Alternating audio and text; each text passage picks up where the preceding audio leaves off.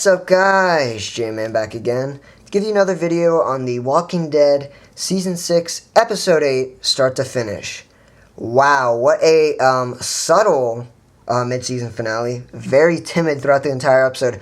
I thought this was going to be very explosive, but judging by the Spoiling Dead fan page, the spoilers they gave, I always follow them. I cannot wait. I am so anxious to get into this. So, a lot of internal conflict within the walls of Alexandria, and external conflict between Enid and Glenn, and Enid struggling with this moral responsibility of whether they should go help or whether she should stay, because she's kind of scared in this kind of situation. She's kind of never been, her past has kind of haunted her with her parents, so she kind of overcomes the struggle throughout the episode.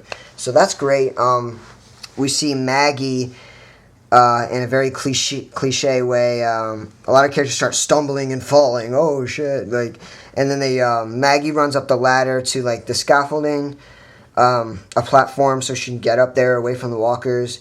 And it got to a point where I was like, okay, quit playing, because the ladder fell off and she was hanging on to the side handles of the wall, and she eventually pulled herself up. So that was neat. We see Father Gabriel finally grows some balls and become a changed man eventually.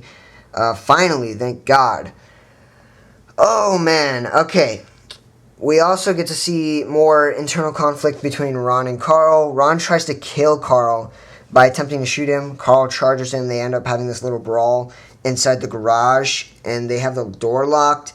Rick's on the other side, and he's trying to break in. He starts hitting the locks and the knobs with an axe, and they eventually get all locked up. The main group and some Alexandrians get locked up in Jesse's house, and Deanna gets bit. She falls on a saw, just laid out in the pavement out of nowhere. She gets bit by a walker, and they make it to Jesse's house, and she's injured. She's dying practically. So by the end of this episode, it's really subtle. We see Sam. We're seeing it starting to develop into No Way Out. They might have just called this episode No Way Out Part 1 and Episode 9 No Way Out Part 2. So most of the people expected, oh shit, Carl's going to get his eye shot out this episode. We were all dead wrong.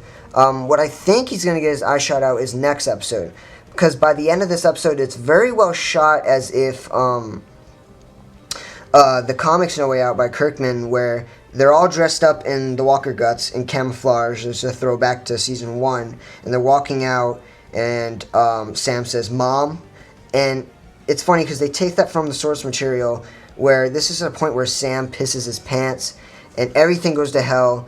The Walker starts smelling urine, apparently, and they just go after Sam, just chewing him up, and Jesse just keeps holding on to Carl's hand, and she's getting chewed up, and Rick's got to cut off Jesse's hand with the axe, which is, oh my god, sickening. And then you see Carl get his eye shot out by a random Alexandrian just firing up in the air like a moronic idiot. But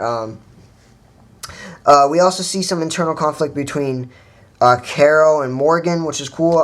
Their philosophies collide.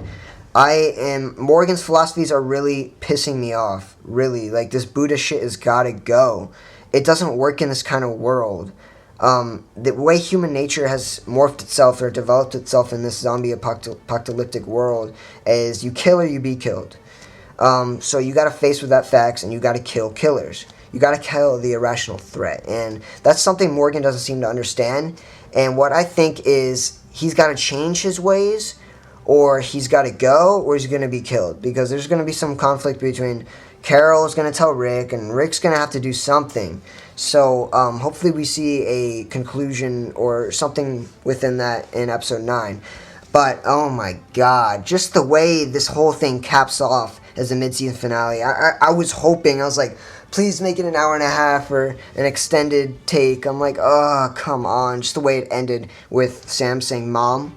I'm also going to talk about the extended prelude to Episode 9, where we see Daryl, Sasha, and Abraham on their way back to Alexandria, and they get stopped by these bikers out of nowhere, and they basically have to give up everything because the truck, guns, porn, Any mints they have, it all belongs to Negan. That moment, I was so psyched because Negan is one of the most strongest antagonists, physically and psychologically, and like his characteristics and everything throughout the Walking Dead series. So I'm really excited to see that. So the first mention Negan, pretty exciting. In the same fashion that it was in the comics, where they have the biker gang, they have them on the bikes. Although it is different circumstances at that point. It was after No Way Out, but I understand. Great introduction. I'm really sad we're not going to get Walking Dead till February. Oh man, these cliffhangers, man. And way too much subtlety throughout this episode for it to be way too calm and like melancholy. It was just kind of, it was just kind of unpractical in the situation. But we're going to see a conclusion to No Way Out next episode, episode 9, in February. So, man, no more reviews every Sunday. So let me know what you guys thought in the comment section below. I really enjoyed it, despite its faults. All right, see you guys later.